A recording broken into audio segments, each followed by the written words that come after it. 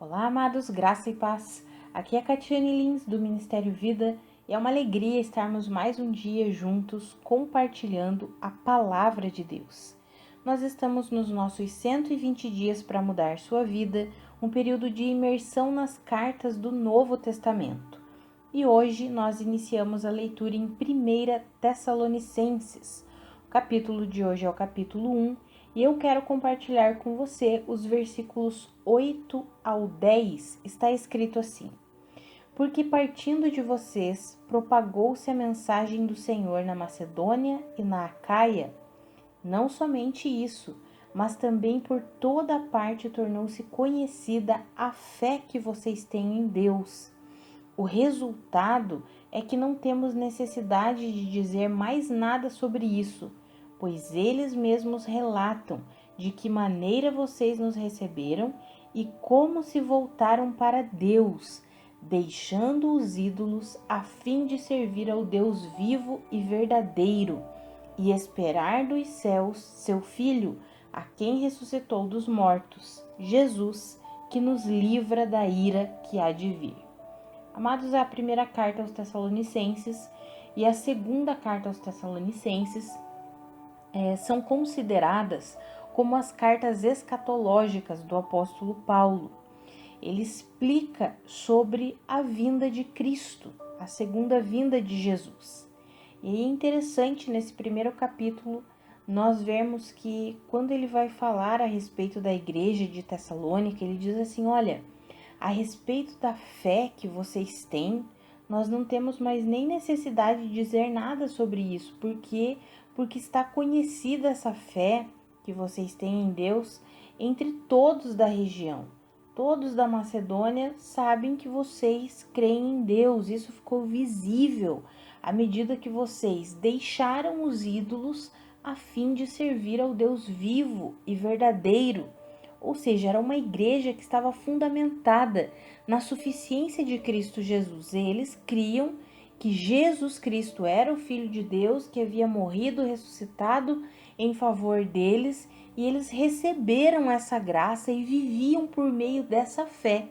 À medida que nós formos compartilhando os outros devocionais de toda a primeira carta aos Tessalonicenses e também os devocionais escritos, e fazendo a leitura bíblica, que é o mais importante, nós podemos compreender que existia uma questão, eles tinham questionamentos a respeito da volta de Cristo Jesus. E aí nós veremos que o apóstolo Paulo explica claramente sobre a volta de Cristo, principalmente nos capítulos 4 e 5 dessa carta de 1 Tessalonicenses.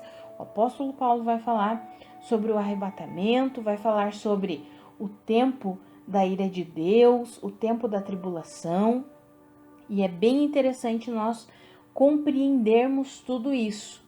Nesses versículos aí, o que eu queria compartilhar com você são duas coisas. Primeiro, o quanto essa igreja estava fundamentada na fé em Cristo Jesus, que eles deixaram os ídolos, isso ficou visível a todos falavam que a igreja de Tessalônica era uma igreja que tinha fé em Deus.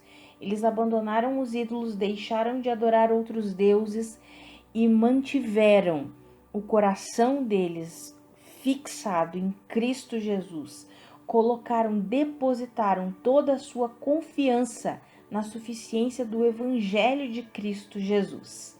A outra questão que eu queria compartilhar com vocês é esse versículo 10, quando fala que eles deixaram os ídolos a fim de servir ao Deus vivo e verdadeiro e esperar dos céus o seu Filho, ou seja, eles tinham uma esperança, a esperança que Jesus voltaria. E aí eles colocam, o apóstolo Paulo escreve ali, né? Esperar dos céus seu Filho, a quem ressuscitou dos mortos, Jesus, que nos livra da ira que há de vir. Muito interessante quando nós estudamos as questões do final dos tempos, da volta de Jesus, a escatologia, e esse versículo aí é muito importante. Interessante nós vermos Jesus que nos livra da ira que há de vir. Amados, nós não fomos destinados para a ira, nós fomos destinados para a salvação em Cristo Jesus. E aí fica coerente quando nós vamos ler o capítulo 4 e o 5 de 1 Tessalonicenses, quando fala sobre o arrebatamento, nós podemos compreender a nossa salvação dessa questão da ira que há de vir. Por quê? Porque a grande tribulação é o julgamento de Deus sobre as nações, sobre todos aqueles que não reconheceram Jesus Cristo, sobre aqueles que não receberam o evangelho da graça de Deus. É triste a gente pensar nisso, né? Que tem pessoas que rejeitam abertamente a graça, o evangelho, a salvação por meio de Cristo Jesus. Mas infelizmente existem pessoas que manterão o seu coração endurecido até o fim.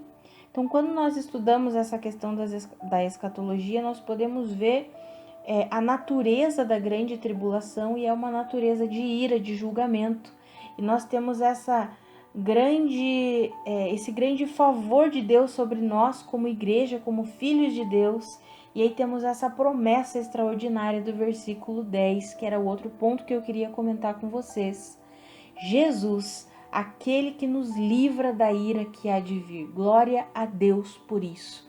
Nós estamos em Cristo e recebemos uma salvação completa em Cristo. Então, que eu e você possamos permanecer, assim como a igreja de Tessalônica, firmados na fé.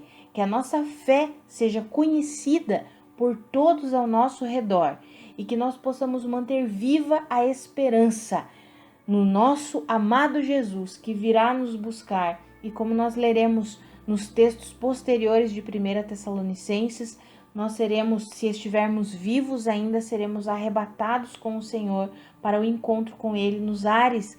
E se já estivermos morrido, aqueles que morreram no Senhor ressuscitarão primeiro e também encontrar-se-ão com o Senhor nos ares, estarão para sempre com Ele. Amados, isso é uma esperança viva, gloriosa que nós temos em Cristo Jesus, recebermos o nosso corpo glorificado, vermos o Senhor assim como Ele é, termos o mesmo corpo glorificado de Cristo, possamos manter a nossa fé viva no Evangelho e a nossa esperança viva nessa promessa gloriosa que é a redenção do nosso corpo, mantermos a nossa esperança viva no arrebatamento, no dia em que nós estaremos para sempre com o Senhor, se estivermos vivos. Olha que glória, amados, olha que glória. Seremos arrebatados e nos encontraremos com o Senhor nos ares. Isso é glorioso demais. Vamos orar. Pai, muito obrigada, Senhor, pela Tua palavra. Muito obrigada pelas promessas, pela Tua verdade. Muito obrigada porque o Senhor é suficiente para nós. Obrigada, Senhor. Muito obrigada porque o Senhor nos livra da ira que há de vir. Nós não fomos destinados para a ira, mas para a salvação em Cristo Jesus. Obrigada pela Tua graça, pelo Teu favor, Pai. Muito obrigada em nome de Jesus. Em nome de Jesus. Amados, que a graça e a paz de Cristo sejam multiplicadas sobre a sua vida. Um grande abraço e até amanhã.